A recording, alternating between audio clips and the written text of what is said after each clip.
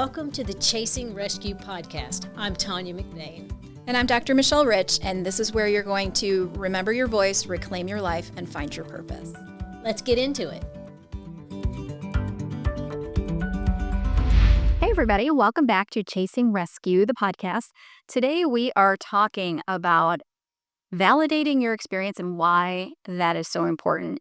And I'm here with my co-host, Tanya, of course. And so, Tanya, we were talking off mic about how you started to validate your experience, or you started to feel validated in what you had gone through. And can you just tell us a little bit about that when you started to realize, kind of come out of the confusion of everything and start to realize, oh my gosh, this is what actually happened and what helped you to get there? Well, as you recover, the fog starts to lift. Your head feels like it's been in the clouds. And one of the things I started to notice was I had to reteach myself how to figure out what I wanted. I had conceded or done what the narcissist had wanted for so long. It was hard for me to pick a movie or pick a restaurant because I was so used to saying, I don't care, whatever you want. And I had to relearn the things that I wanted and discover some things about myself. And, as I validated my experience, I had to relearn to even know who I was. Yes. And what helped you most in validating your experience? Was it just kind of remembering your voice and remembering, like, kind of reactivating that muscle of, oh, wow, I do have an opinion about where I go for dinner or what movie I watch? I had to find my value again and realize, I had to get selfish with my time. I had to get selfish with what I wanted. And it's not a normal selfishness. It was just, I was way on this side of the spectrum. I needed to come back to center so that I could figure out, what do I really want? And, when I say that now, because I know exactly what I want, I'm very opinionated. It was just, I was a shattered person who was broken, and I was gluing the pieces of myself back together slowly. And I had to rediscover who I was, what was important to me, and where I was going. That word rediscover, I think, is really good when you think about validating your experience, because we don't always get other people understanding what we've been through and telling us, like, oh my gosh, that was terrible, or oh my gosh, I can understand what you're struggling with. And a lot of times we gaslight ourselves when we're in the midst of this, right? So one of the things that I think is really important with validating your experience is being around other people who do understand, because sometimes we are still so doubtful of our own experience because we've been conditioned to question everything about ourselves that we're not strong enough in the beginning to necessarily validate ourselves and be able to stand firm on, oh my gosh, that was terrible, right? Initially, we're like, what did I do? Should I have done something different? Was it really that bad? Because we might miss the narcissist or whatever. And so when you're first in this whole validating your experience and validation phase of the healing, it's so important to be around other people who are good people, right? And supportive, and who are wanting to help you move forward in healing. I always say, like, when there's support groups, there's two kinds. There's either the kind where everybody's miserable and they want to pull everybody else down with them because they're not really wanting to heal, they're just wanting to complain. And then there's the other support groups where the other people who have been through it, right, and they want to raise everybody else up with them. So definitely find that second group. But being around other people who are maybe a little bit further on their journey, who can help you recognize that, no, you weren't crazy, it wasn't your fault. And I know that's what we're trying to do a lot with the book is, give you some insight into, if when people read the book and see themselves in the book, that's part of the validation And I process. find that when I talk to people who've read the book that are going through the same thing, they find themselves in the book. And they're like, this is me. Oh, that's me. I'm that mom, or I'm that wife, or I'm that husband. And, I was on the pickleball court not too long ago, and there was this giant guy. He's like 6'4", 220, and he was asking me where I was going. I said Atlanta to do a podcast on surviving narcissistic abuse. And immediately his face changed and his bottom lip kind of quivered. And he said, oh, several years ago, I had a boss that was a narcissist. And it was the most horrific thing I've ever been through. And even though it had been years and it was his boss, he was still able to tap into that and validate his feelings. And then, he came right back out of it. He was like, I want to read the book because, it's just like I've been through it too. And I'm finding everywhere I turn, there are people who are being affected by narcissistic abuse. Yes. And again, it's for so long gone under the radar where because, people are ashamed to talk about it or they don't know that Yeah. it's a thing. They think it's just them. And they think, I remember in my relationship where I would stand on the street and look at the houses in the neighborhood. And I remember feeling, it was so strong, feeling, man, I wish I lived in one of those other houses because those people have it all together.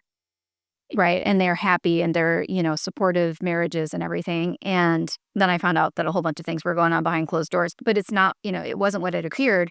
But we don't share things because we think those thoughts that everybody else has it together or nobody else will understand. Because again, we're conditioned to believe that it's our fault.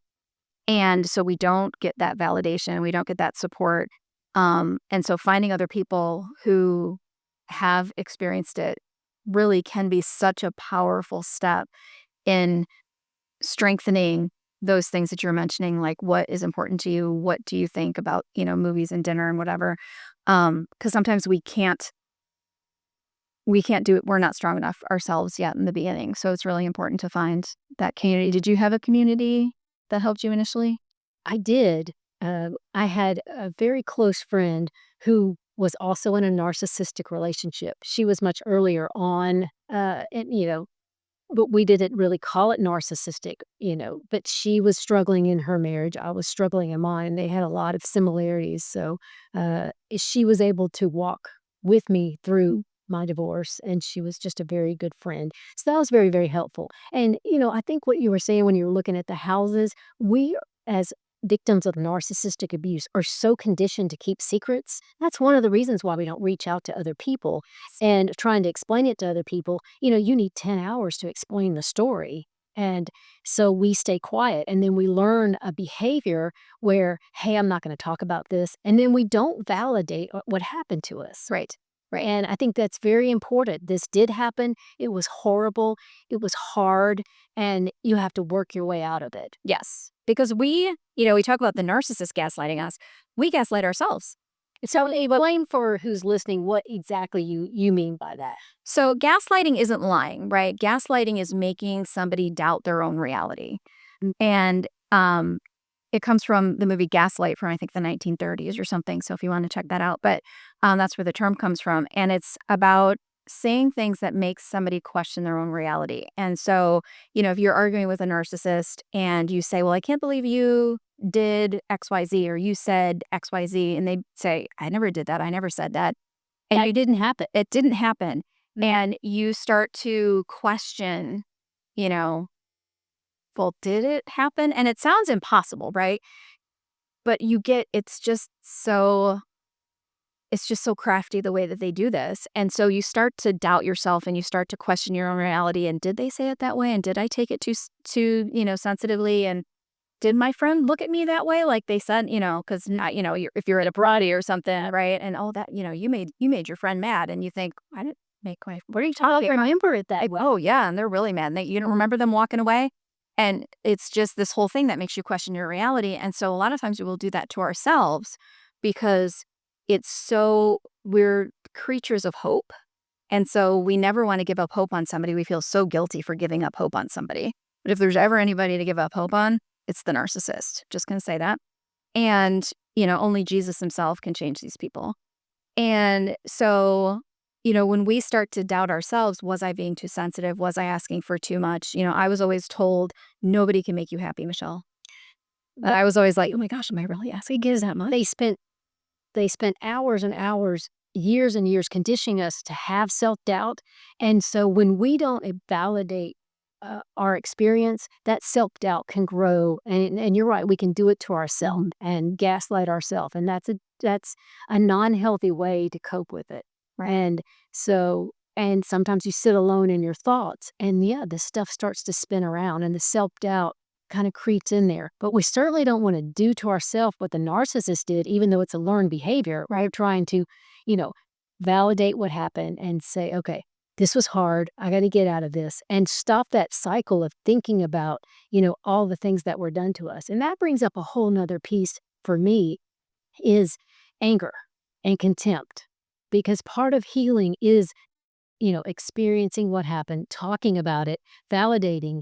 But for me, I had a whole lot of contempt for the narcissist. I was very, very angry at him for what he did to me, but I was also very angry at myself for allowing that to happen to me. I'm excited to let you know Chasing Rescue is now an Amazon bestseller. If you've not gotten your copy, you can get it at Amazon, Kindle, or Barnes & Noble. Even though it did happen, I was so angry about it. And maybe it was the first time I was able to get in touch with my feelings because I was allowed to, and somebody wasn't there needling me all day long. And so I held on to that contempt like a hot rock for years. And finally I figured out, the narcissist doesn't even know I'm thinking about him and this anger. This is not helping anybody. I've got to drop this hot rock. I have to forgive them without an apology. I am not saying that that was okay. I'm not releasing him from any of the pain he gave me, but just to let it go. Yes. Because two things can be true at the same time, right? You can know he's never going to apologize, but I deserve to heal. Yeah. Right? And the only one you have control over is your choice to heal. He's never going to apologize. She's never going to apologize. They're never going to admit wrong. They're never going to take accountability, right? But knowing that what you have control over is whether or not you hold on to that rock. Yeah. Right? That's empowering. Mm. And one of the things that I really think is powerful, no matter what you're struggling with, is writing things down, getting it out of your head. And if you write down, one of the ways to validate, I think that is really powerful, is to write down your experiences so you can see them on paper in black and white. I think you're so right there, because I've written 6 books, and every one of them I handwrite in a journal. And that's just my process. But I learned through counseling and therapy to journal, and I just wrote it down. And then these became books, and it was just how I do that. But it's so good to get it out of you onto paper. And then you had even mentioned to me in a therapy session one time, hey, write the letter. I don't care if you burn it. I don't care if you flush it. I don't care if you throw it away. But get it out of you onto paper to do something with. And it's almost like it's just a concrete activity to get it out of your brain. Yeah. So, and I know a lot of people feel like, well, I don't like to write or I don't like to journal. And it doesn't have to be like Dear Diary. It doesn't have to be anything, super formal. But think of it like when you go to the grocery store and you need to pick up 5 things. Right. If you're like, oh, it's only 5 things, I'm just going to remember. So Never do. Never do. And then what do you do when you're walking through the store? You're like, okay, milk, eggs, bread, cereal, juice, milk, eggs, bread, cereal, juice, right? And it's constant, like just refresh, Ending up there. And it's frustrating and it's, but if you wrote it down on a list and you walk into the grocery store, you can be like, oh, and then you just, oh, what do I need? Okay. That feeling is so different when you write it down versus keeping it in your head. It gets it out. And not only does it like get it out, but it gives you actually literal physical perspective on And separation. and separation from the events, the emotions, right? You can see them in black and white. And then another way to validate is to go back and read those things. You had mentioned when we were talking as far as like, well, what about when you miss the narcissist? Right? And Go back to that. right? Yeah, I hear that a lot. You miss who you think they were, but they really aren't.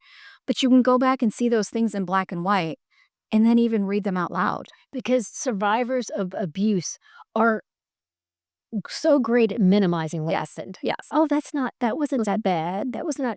And then they are trying to break free from a narcissistic relationship, but then they miss the good, or they miss what they think. And they're like, it's not so bad. I'm going to open that door again for this relationship, whether it's family or a friend or a spouse or a boyfriend or a girlfriend. Or even go back to an old job where that boss was just that way. You open that door back up. But if you've written it down and you have your journal, you can go back and be like, oh yeah, I forgot about that. Or, you can get back in touch with some of that pain, and it helps you just for closure. Yes, because that's another example, right, where 2 things can be true at the same time. I miss when we used to laugh together. Mm-hmm. But also they're a terrible person, right? They're a jerk. And the ridiculous extreme example that I always think of is because it's not all dad all the time. It's not. Right? And that's the The love trauma bonding, right? Yes. And if it was all bad all the time, it'd be easier to leave. Other people would see it. You'd have more support. It would be a whole different animal. But it's like a serial killer. They're not a serial killer all the time, right? Right. But I don't care how many great things you have on the pros side of the list. If you're a serial killer, like, I just need the one point of reference. But they're just that way. There's always a that you shall never have confronted him because you know he's that way. Exactly. And really, you can excuse it away. A flying monkey is like, well, he's that way. That you should not have confronted him. Right. Because he's a serial killer. Right. And you should know it. And he was nice to me the other day. Mm-hmm. Right. But He's really great. You're just missing. Right. Exactly. So if you write it down and then if you read it out loud or have one of your trusted friends read it out loud to you, where you can hear the things, that can go a long way in validating your experience, right? It's going to be a little in the beginning, right? It's always very shocking a lot of times in, my experience with survivors, because to your point of we minimize the bad and we like inflate the good. I was working with a survivor who was still it was a boyfriend-girlfriend relationship, and I know how hard it is, took my mom with my biological father time after time after time to leave. And I think the average is like 5 to 7 times before somebody could actually leave. And she was in this relationship living together with the boyfriend. And we were talking about things and, what was going on. And she's like, but like when he's being nice, to me, it's great because he changes my oil sometimes. And I was like,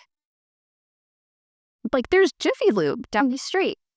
And not to that was just where she was, Just right? in her, that's and I've been there too. That comes from a deep sense of just Like been there. you take a tiny breadcrumb of kindness because it's just anything that's better than having to face this trauma and face this, humiliation, shame, and all of this that they've caused. So you pick out that one thing, that one tiny thing to hold on to, and it's just mind blowing. Yeah. We do that. Yes. And we have to get to a point, and just like when, she said that, well, he changes my oil. She wasn't ready to hear, I didn't say the Jiffy Lube thing. Right. She wasn't ready to hear that, right? She needed to get into a place because, if that was the one thread she was holding on to, for somebody else to sever that, She wasn't ready. right? And we all have to get to that place where we're ready. And we all have to get to that place where we say, I'm done. And I know when I come in contact with, I'm trying to mentor somebody now who is in a narcissistic relationship, just a friend of mine, and she doesn't want to be in a narcissistic relationship, but she doesn't want to be alone more than she doesn't want to be in a narcissistic relationship. So she's not done. She's still in there and she's still breadcrumbing and finding all the things. And she's more afraid of being alone than being in the relationship. So that's just where she's at. And I try to meet her where she is. And yes, I can't get ahead of myself and be like, the narcissist is never going to change. Are you nuts? Where inside I'm saying that. Right. And that goes back to validating our own experiences also, right? Where if you're dealing with narcissistic abuse, but you're not in a place yet where you feel strong enough or ready to leave, that's nobody else gets to judge that. Nobody else gets to say, well, you're stupid for staying, or, you should leave or you should be ready, because validating your own reality is so important, where it's like, yeah, I know it's bad, but I'm not ready for what's on the other side right now. And you just made a light bulb go off for me, because what you don't heal, it bubbles up again. And what you don't heal, you face again. So if you come, just cut off a narcissistic relationship without healing, or you were raised by a narcissist, you're going to find another narcissist in your life. You may not be in a relationship. It may be in a boss, a friend. You are going to keep encountering narcissists until you heal what they broke. That's why therapy is so important. That's why getting the tools you need is so important. Yes. And writing it down, being around supportive people, getting, into therapy by yourself, not with the narcissist. Get right. Definitely don't do therapy with a narcissist. We explained that in a previous episode, but yes. It's, what do you look for now in relationships where that you've come to a place of being strong and who, that nobody is entitled to your time, energy. That's a great question. I am very, very selfish with who I give access to in my life. And I have different levels of access because it's based on trust and it's based on I now have a good gut feeling. And there are family members right now. I have a large family, but there are family members I do not give access to because they've stepped over my boundary 3 or 4 times, and it's just not gonna happen. And, yes, I've had therapy, and yes, I have journaled, and yes, I've done the work, but I'm just going to say I'm very selfish with who I get access to because, um, I'm in a place in my life where I'm peaceful and happy, and I'm not gonna let anybody come in and wreck that. Yes, And you have to earn access into my life. absolutely. Yeah, you're not automatically granted it because you hold some position or Because you have title. blood, she shared blood with me. Right, right. And I think, protecting your peace is there. I don't know that there's really anything more important than that. Not to me. That's probably very high on my priority list.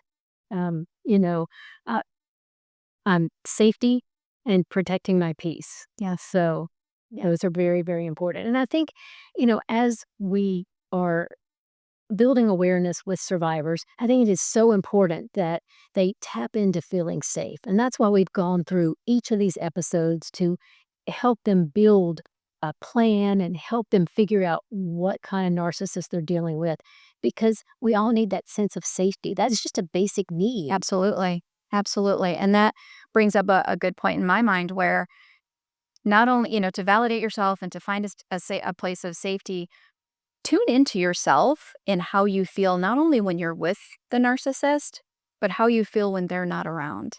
Because most of the time, when they're not around, you feel so much better. And a lot of times that brings in confusion because it's like, wait a second, like when I'm not around them, I feel great and appreciated and, worthy. But when I'm around them, I feel, pay attention to how you feel when they're not there. That's so important because now, we're both hyper aware of narcissists and in situations where there's narcissists. And so I have to really focus on not being triggered by, I would call them casual narcissists in my life. They're not really in my life, but you pick up on being around them, whether it's, a friend or an acquaintance or whatever, not get triggered by them and be able to step back, step away, stay peace and just, because I can tell you when I'm around a narcissist, I start to get triggered. Yes. Yes. And the more you learn to pay attention to what your body, your nervous system is telling you, the more you're going to be able to do all those things, validate your experience, protect your peace, keep your boundaries, right? Because no one is entitled to access to you, right? And if they bring up something, even if they're an amazing person that isn't a narcissist, but they bring up something that maybe the sound of their voice or whatever just is such a trigger to you, right? Of you. Because boundaries aren't to punish someone else. Boundaries are to protect you. That's very important to know. Yeah. Yeah, because so many people feel like, oh my gosh, I'm going to set boundaries. I'm going to be a mean person. No, A lot of what it's people, they do. They're like, setting boundaries scares them because they think it's selfish or mean, or they just even don't know how to do it. It's so new to them. And it's so important, whether you're dealing with a narcissist or not, you need boundaries in your life on who you're going to get access to. Yes, yes. And I think that actually is something that like you said, a lot of people don't know how to do it. And, for our next episode, that's actually what we're going to talk about. So I think this is a great time to push pause, but thanks for joining us and come back for next time. For more information on surviving narcissistic abuse, Like, share, comment, subscribe. so you can continue to get the support you need on your healing journey.